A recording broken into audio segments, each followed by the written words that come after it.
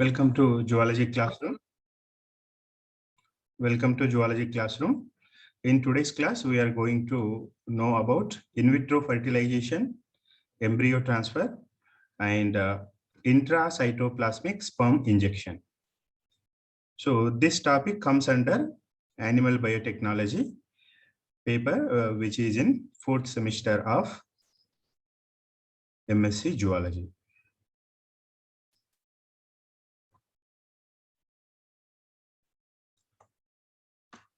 So before entering into the topic, let us know what is the necessity of in vitro fertilization and what is in vitro fertilization. In vitro fertilization is a process. In this process, artificially, egg is fertilized with the sperm outside of the body.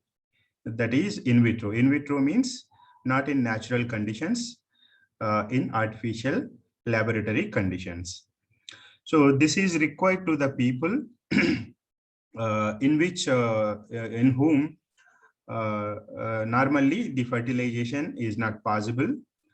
So this in vitro fertilization and embryo transfer and ICSI, intracytoplasmic sperm injection, all these three techniques are collectively called as ART. Assisted reproductive therapy. So reproduction, we know the meaning of reproduction. So in some people, reproduction is not possible due to various reasons. So in such people, artificially, due to this technological development, some assistance is given so that they can have babies. So such type of methods are all collectively called as ART, assisted reproductive therapy. So in this ART or assisted reproductive therapy, IVF is one technology. Embryo transfer follows this IVF technology. And in some people, ICSI, intracytoplasmic sperm injection method also may be required in some people. So let us know what happens in these three technologies in today's class. And this IVF is a major treatment protocol for people who are suffering with this infertility problem. So in vitro means, in Latin, in vitro means in class. Usually in the beginning days, all these experiments which are practiced in this ART, assisted reproductive therapies, were conducted in glass containers like beakers, test tubes, and petri dishes, so that this technology got this name, in vitro methods. So, and a colloquial term for this babies who are conceived as a result of this in vitro fertilization are called as test tube babies. So coming to the history of this in vitro fertilization, for the first time in 1890, a scientist named Walter Heap, he has successfully transferred in vivo fertilized eggs from one female rabbit to another female rabbit. So this is the first effort in the history of in vitro fertilization. And in 1959, MC Chang, this person successfully conducted in vitro fertilization experiment in rabbits.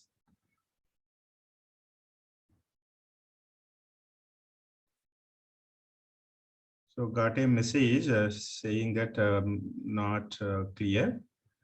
I'm unmuting. Are you able to hear now?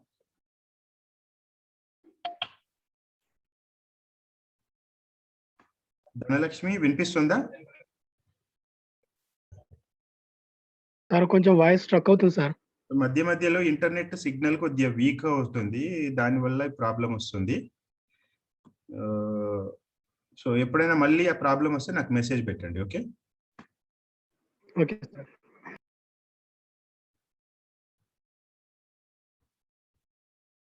Okay, so again in 1969, on February 15th, a scientific research paper was published in science journal Nature, and R.G. Edwards, B.D. Bavister, and P.C. Steptoe. These are the three persons who wrote that article, and this article is named as Early Stages of Fertilization in Vitro of Human Oocytes Matured in Vitro. So in 1979, the first IVF pregnancy in human made possible, and the baby born with this IVF technology. The baby born with this IVF technology is named as Louise Brown. So first IVF baby or first test tube baby was born in 1979, and her name is Louise Brown. And again, this was made possible by this scientist, Edward itself. In 1969, for the first time, they made several attempts, and that was a first step towards the production of first IVF or first test tube baby. And they succeeded in 1977 to produce the first test tube baby named Louise Brown. And this was the evening newspaper published in 1977 in England. And after 36 years, this is a picture of that Louise Brown, and this is the person, Edwards, who made it possible. And for this discovery in 2010, this Edwards got Nobel Prize also. And coming to Indian angle, soon after the first test tube baby born birth, just after 67 days later, in India also, second test tube baby in the world and first test tube baby in India was born, and her name is Durga. And scientist behind this miracle is called as Dr. Subhash Mukhopadhyay. But unfortunately, several unfortunate events took place in his case. Some state government officials and some fellow doctors harassed him, so that he committed suicide in June 1981. And a film was made based on his story. That film is called Ek Doctor Ki Maut. But in this film, the story is changed a little bit. But this Dr. Subhash Mukhopadhyay is the person who produced second test tube baby in the world and first test tube baby in India. And coming to the indications of IVF, what are indications are which who require this in vitro fertilization technology? So some persons will be having some problems or diseases or unfortunate conditions. Those only require this IVF technology. So persons who are suffering with tubal disease. So we know that fallopian tubes are very, very important in transferring ova from female gonads to this uterus. And in fallopian tubes only fertilization takes place. In some women, some tubal diseases will be there, or some obstructions will be there in the tubes, fallopian tubes, so that fertilization is not made possible, and ova never can come to the uterus. So in such people, pregnancy is impossible. And some persons, some women also suffer with endometriosis. When they are suffering with endometriosis, the fertilized ova cannot implant onto the walls of endometrium or uterus. So they also cannot conceive, or they cannot give birth to babies. And in some women, ovulatory dysfunction may be there. So when ovulatory dysfunction is there, ova cannot release from these ovaries. So such type of persons also require this IVF assistance. And in some women, due to the age-related factors, they also fail to conceive. So such persons also require this IVF technology. Usually, it is less possible, or the possibilities are very less in women above 35 years age. So conceiving is having a lot of chances before 35 years of age. When women crosses 35 years of age, getting pregnant is having very less chances. So such type of age-related or age-barred women also, if they want to conceive, if they want to get babies, and indefinitely, they also have to go to this for this IVF. And in some men, male factor infertility also may be there. male factor infertility. In this male factor infertility, some problems are there in the male partner. So like azoospermia, so no sperms at all in the semen, and oligospermia, less number of sperms will be there, but that less number of sperms makes no use of this fertilization, and asthenozoospermia, anti-sperm antibody, etc.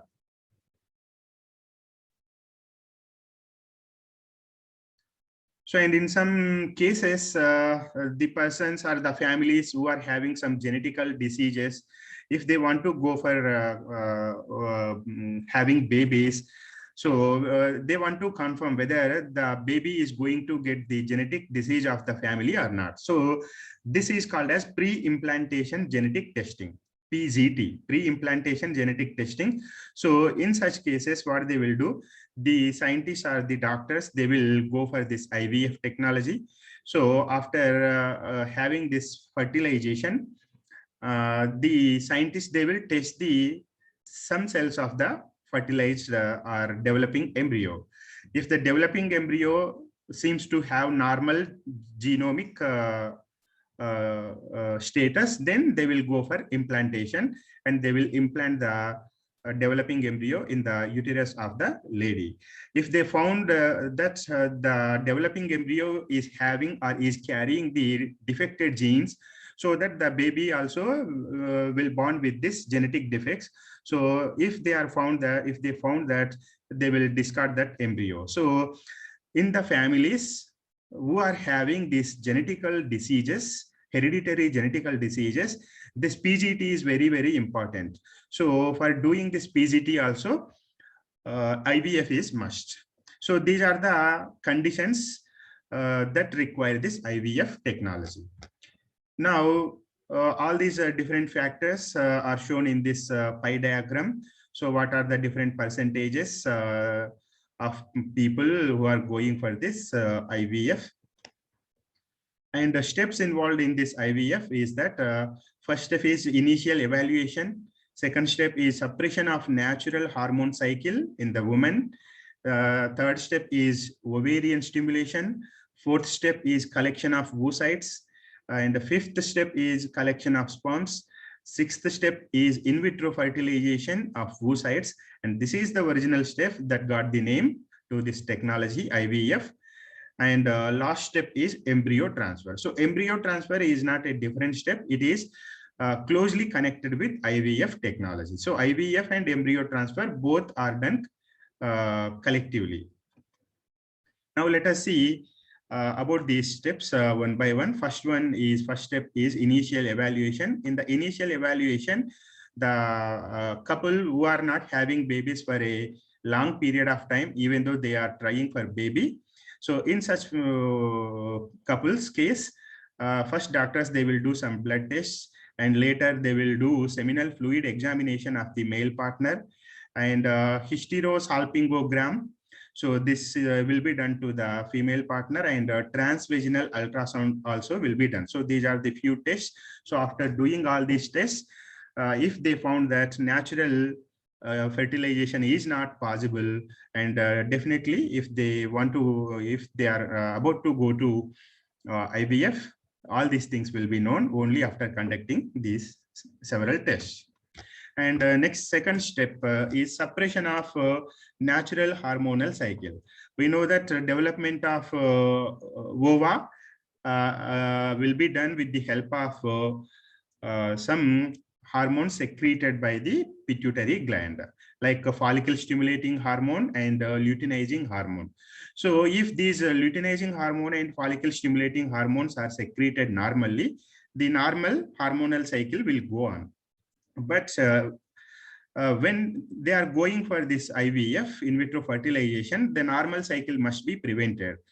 Why? Because if the normal cycle is allowed, then the eggs also will be released into this abdominal cavity, and that makes the process of IVF difficult. So that natural cycle will be arrested. So for arresting this natural hormonal cycle in the woman, some drugs will be used. So these drugs can be classified into 4 oral contraceptive pills, and Lupron or luprolide acetate, and nafarelin and ganirelix acetate injection or citrotide. So oral contraceptive pills, several types of oral contraceptive pills are available in market, and these tablets have to be taken by the lady each day, starting cycle 1, 2, or 3, and like this each day of the cycle, approximately 2 to 4 weeks time, she has to consume this oral contraceptive pills. And in some cases, Lupron or luprolide acetate injection also will be given, and this injection will be given intracutaneously under the skin. And this chemical is nothing but it is a GnRH agonist. GnRH is nothing but gonadotropin releasing hormone. This gonadotropin releasing hormone will be secreted in the brain, and it will be stimulating the pituitary gland to release this what FSH and LH. So GnRH is responsible for the release of GnRH is responsible for the release of FSH and LH hormones.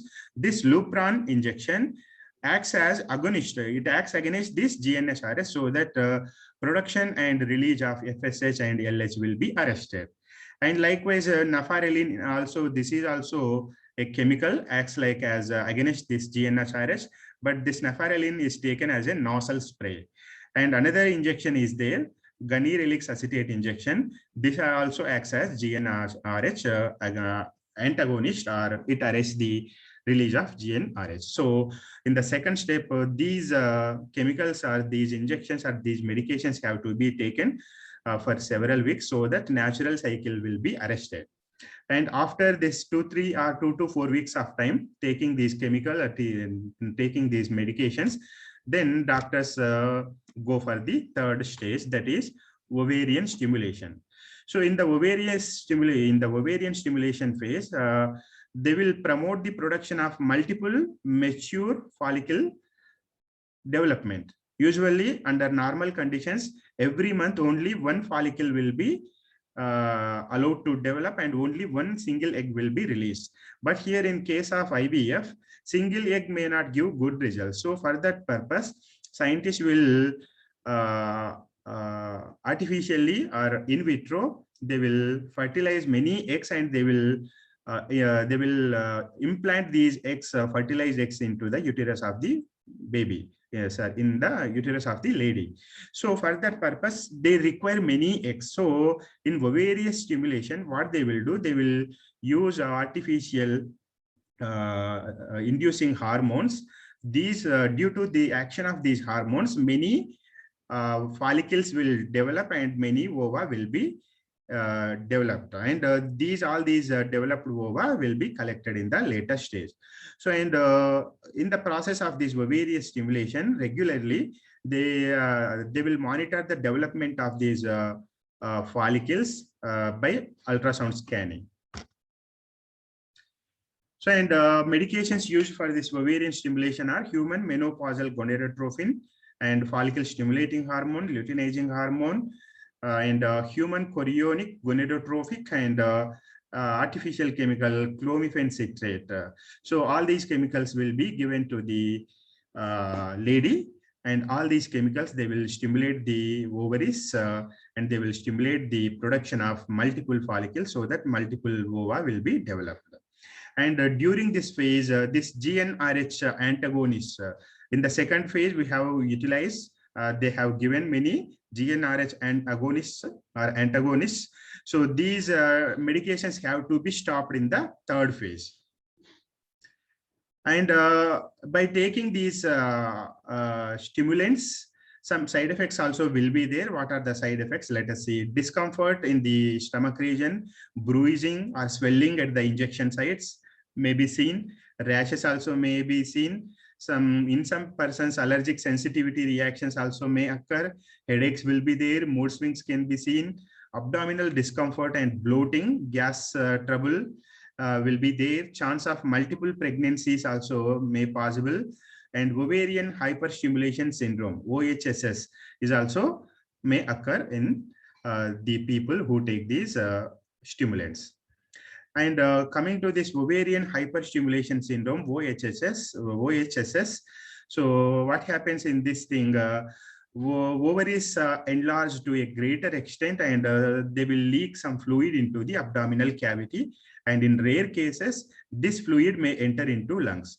So if the condition is severe, that makes the life of the lady difficult. So that the care has to be taken. So most cases, if they are mild, no problem.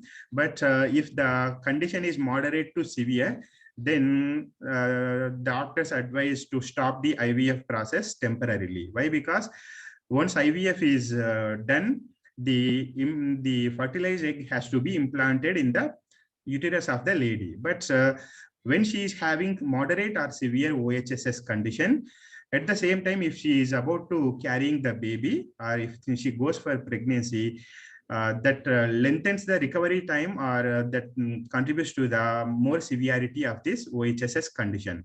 So if the OHS is very light, no problem, but OHS condition is moderate to severe, then they will stop until this OHSS condition will be cured. Only after the OHSS condition is cured, after that only again they will go for IVF. And next step is collection of oocytes. So this is the fourth stage in this IVF technology. So matured oocytes, they will be monitoring with the help of ultrasound scannings. And just before the oocytes are matured and before they are released into the abdominal cavity, they will be collected by these doctors. And before this collection of oocytes, some final injection will be given, that is HCG, human chorionic gonadotropin. And this is called as trigger shot. So after the trigger shot is given, after that 34 to 36 hours of the trigger shot, ova will be collected with the help of ultrasound scanning and transvaginal aspiration, or in some persons laparoscopic surgery also may be required. Usually without going for laparoscopic surgery, they will use some equipment through vagina, that is called transvaginal equipment. So through the vagina, they will insert some tube-like structures, and they will collect ova from the matured follicles. So in such cases, anesthesia is given just 20 to 30 minutes before the procedure.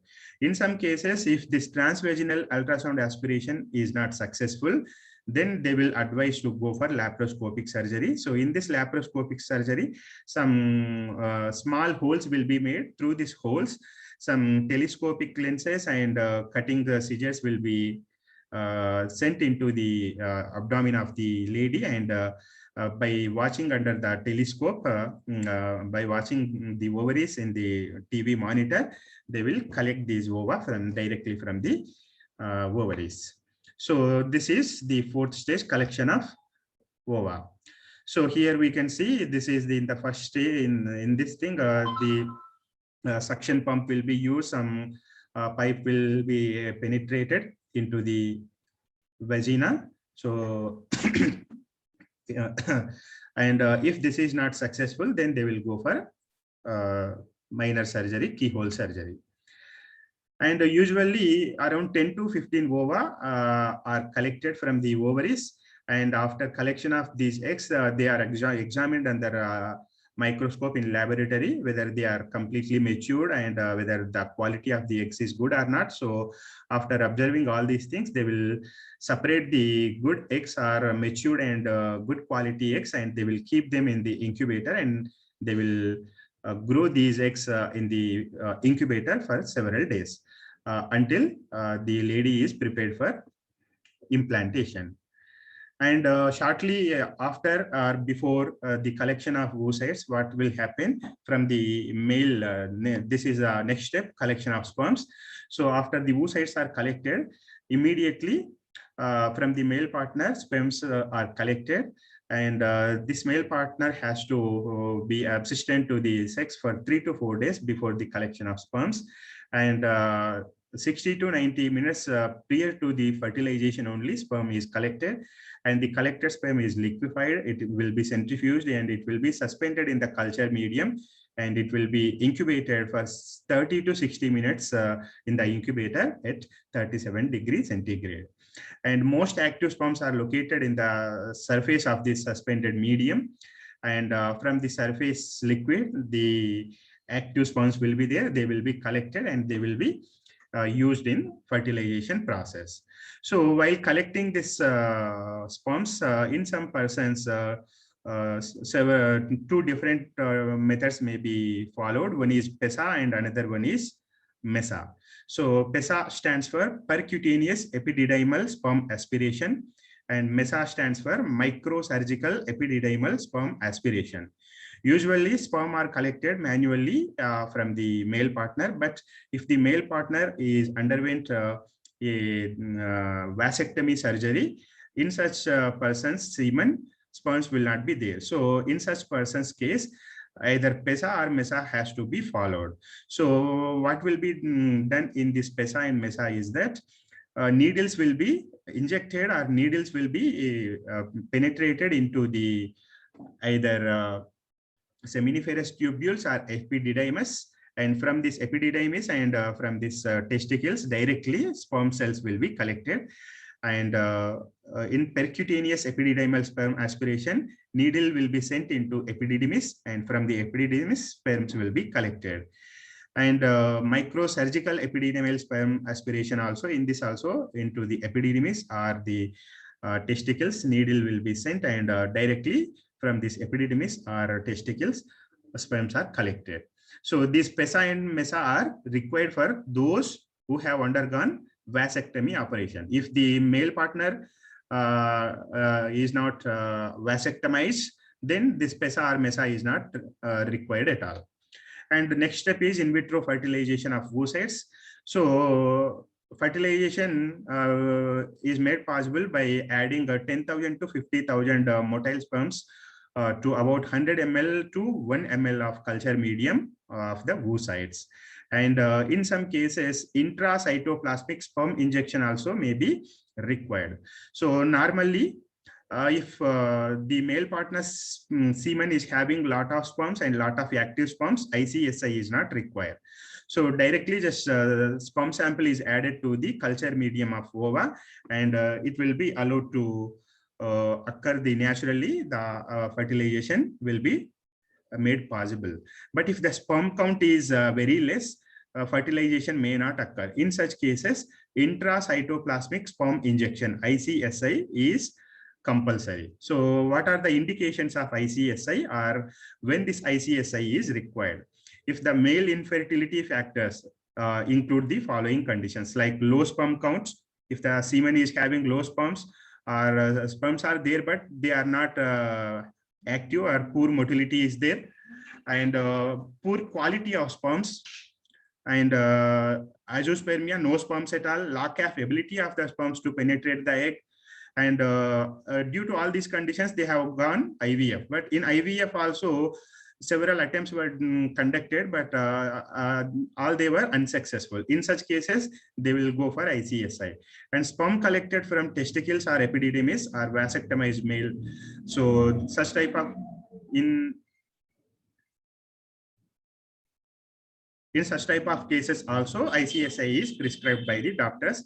And coming to the female factors, the eggs collected from the lady are very less in number. In such situations also, ICSI is advised to the couple.